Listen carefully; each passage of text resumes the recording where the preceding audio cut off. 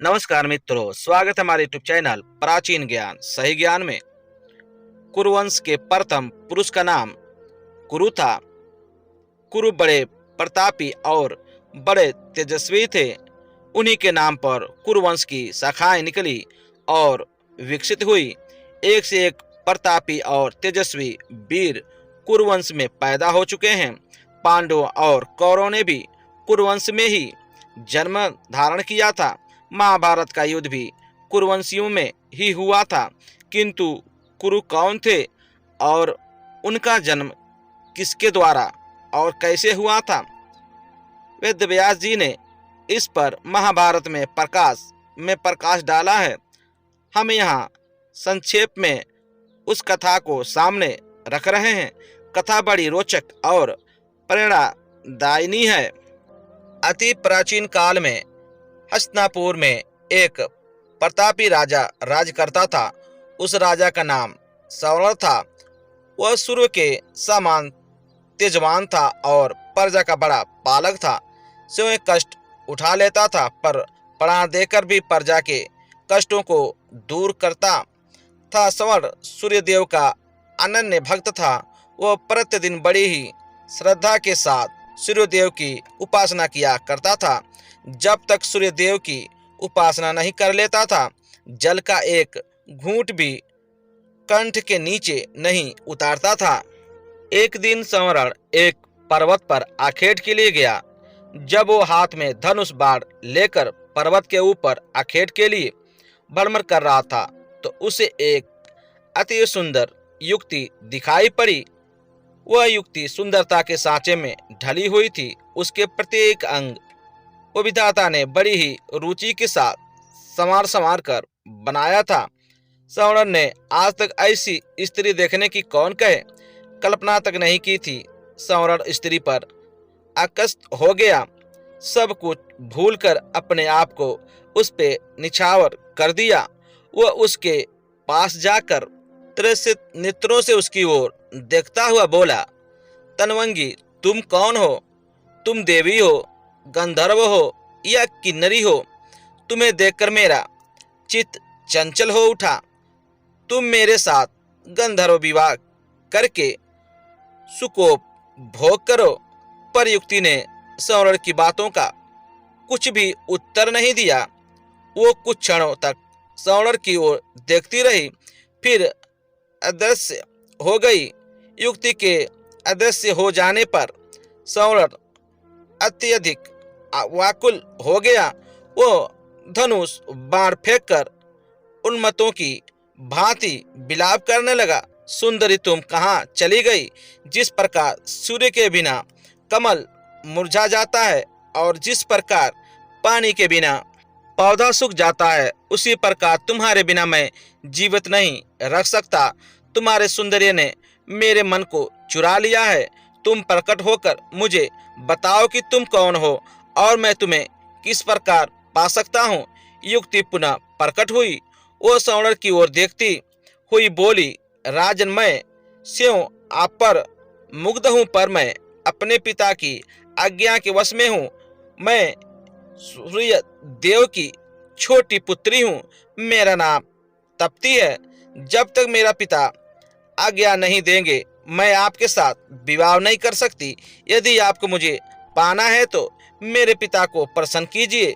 युक्ति अपने कथन को समाप्त करती हुई पुनः अदृश्य हो गई। सौंदर्य पुनः उन्मत्तों की भांति विलाप करने लगा। वो आकुलित होकर पृथ्वी पर गिर पड़ा और तप्ती तप्ती की पुकार से पर्वत को ध्वनित करने लगा। सौंदर्य तप्ती को पुकारते पुकारते धरती पर गिर पड़ा और बेहोश हो गया। जब उसे होश आया तो पुनः तप्ती याद आई और याद आया उसका कथन, यदि मुझे पाना चाहते हैं तो मेरे पिता सूर्यदेव को प्रसन्न कीजिए। उनकी आज्ञा के बिना मैं आपसे विवाह नहीं कर सकती। सौंदर्य की रगों में विद्युत की तरंग सी दौड़ उठी। वो मन ही मन सोचता रहा, वो तप्ती को पाने के लिए सूर्यदेव की आराधना करेगा। उन्हें प्रसन्न करने में सब कुछ भूल जाएगा। सौंदर्य सूर्यदेव की आराधना करने लगा। धीरे धीरे सालों बीत गए। सवर्ण तप करता रहा। आखिर सूर्यदेव के मन में सवर्ण की परीक्षा लेने की विचार उत्पन्न हुआ। रात का समय था। चारों ओर सन्नाटा छाया हुआ था। सवर्ण आंखें बंद किए हुए ध्यान मग्न बैठा था। सहसा उसके कानों में किसी की आवाज पड़ी, सवर्ण तू यहाँ तप में संलग्न है, तेरी राजधानी आग में जल रही है। सवर्ण फिर भी चुपचाप अपनी जगह पर बैठा रहा। उसके मन में रंच मात्र भी दुख पैदा नहीं हुआ। उसके कानों में पुनः दूसरी आवाज पड़ी, सवर्ण तेरे कुटुंब के सभी लोग आग में जलकर मर गए। किंतु फिर भी वो हिमालय सा दृढ़ होकर अपनी जगह पर बैठा रहा।